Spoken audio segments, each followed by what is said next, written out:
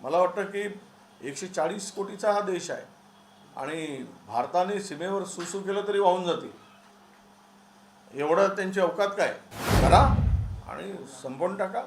इंदिराजींनी पाकिस्तानचे 2 तुकडे केलेले होते आणि पाकिस्तानला कराचीपर्यंत, पाकिस्तानच्या कराची लाहोरपर्यंत सैन्य घुसवले होते. खरं म्हणजे तुम्हाला निर्णय घ्यायचे होते अहिल्याबाई होळकरांच्या जन्मशताब्दी वर्षानिमित्त, तर तुम्ही मंत्रालयातही घेऊ शकले असते. चोंडीला जाण्याची गरज काय होती? आणि तो खर्च त्या ठिकाणी त्या समाजासाठी 150-200 कोटी रुपये तुमचा खर्च होणार आहे. तो खर्च तिथे तुम्ही त्या समाजासाठी करता आला असता. मोठा खर्च जो आहे तो कॅबिनेटसाठी करण्यात आलेला. या कॅबिनेटमधून काही फलश्रुती होईल का? कारण अहिल्याबाई होळकर यांच्या जयंती शताब्दी वर्षानिमित्तानं तिथे कॅबिनेट नाही, सगळं ठीक आहे. चौंडीला कॅबिनेट होत आहे, तो सरकारचा निर्णय आहे. पण अहिल्याबाई होळकर मातोश्री यांच्या जयंतीच्या पर्वावर हे जर करताय असं म्हटलं तर यामध्ये राजकीय त्यांचा हेतू आहे. धनगर समाजांची मतं मिळवण्यासाठी काहीतरी थातुरमातुर घोषणा करून या जयंतीच्या निमित्तानं आम्ही काय दाखवतो आहोत, मोठं करतो आहोत, असं दाखवण्यासाठी ही कॅबिनेट होते आहे. खरं म्हणजे तुम्हाला निर्णय घ्यायचे होते अहिल्याबाई होळकरांच्या जन्मशताब्दी वर्षानिमित्त, तर तुम्ही मंत्रालयातही घेऊ शकले असते. चोंडीला जाण्याची गरज काय होती? आणि तो खर्च त्या ठिकाणी त्या समाजासाठी 150-200 कोटी रुपये तुमचा खर्च होणार आहे. तो खर्च तिथे तुम्ही त्या समाजासाठी करता आला असता. पण हे शोबाज सरकार आहे, म्हणजे इव्हेंटबाज सरकार. इव्हेंट करणं आणि दाखवणं, देणं काही नसतं, फक्त इव्हेंट करणं एवढंच या सरकारचा आतापर्यंतचा इतिहास आहे. हो, केंद्र सरकारनं आता ब्लॅक मॉकड्रिलची घोषणा केलेली आहे. देशात सायरन वाजेल आणि त्यानंतर युद्धाचं मॉकड्रिल. हे काही नाही.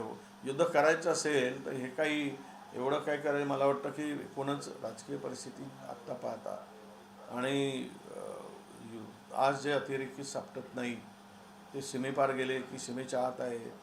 ज्याप्रमाणे 300 किलो RDX आला आणि ते कोण आणले ते सापडले नाही.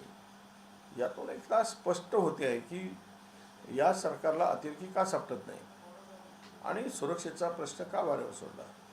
आमची भूमिका काँग्रेस पक्षाची, सरकारला याचा बदला घेण्यासाठी जे सरकार पाऊल उचलेल, जे सरकारला निर्णय घ्यायचा आहे त्याच्या पाठीमागे आमची भूमिका आम्ही जाहीर केलेली आहे की आम्ही सरकारसोबत आहोत. आणि अशा स्थितीमध्ये उद्या जर सरकारची भूमिका युद्धाची असेल तर त्यासाठी निश्चितपणे काँग्रेस पक्ष म्हणून आमची भूमिका त्यांना समर्थन देण्याचीच आहे.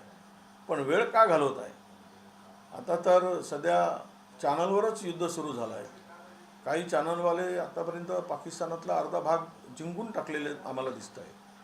म्हणजे लाहोर वगैरे, रावळपिंडी वगैरे अतिक्रमण केलेत काही चॅनलनी आणि तो भाग त्यांनी जिंकलासुद्धा आहे. हे चॅनलवरच्या युद्धापेक्षा प्रत्यक्ष युद्ध करून पाकिस्तानला धडा शिकवण्याची गरज आहे आणि सरकारने ते तातडीनं करावं अशी आमची अपेक्षा आहे.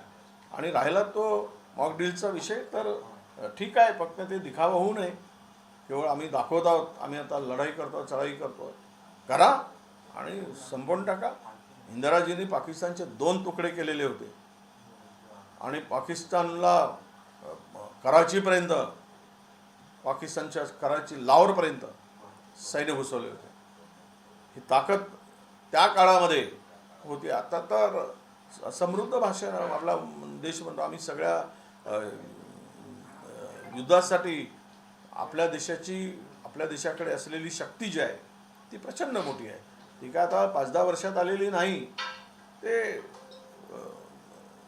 अनेक दिवसापासूनची आपली तयारी आहे. आणि भारत हा पाकिस्तानला, मला वाटतं की 140 कोटीचा हा देश आहे आणि भारताने सीमेवर सुसू केलं तरी वाहून जाते.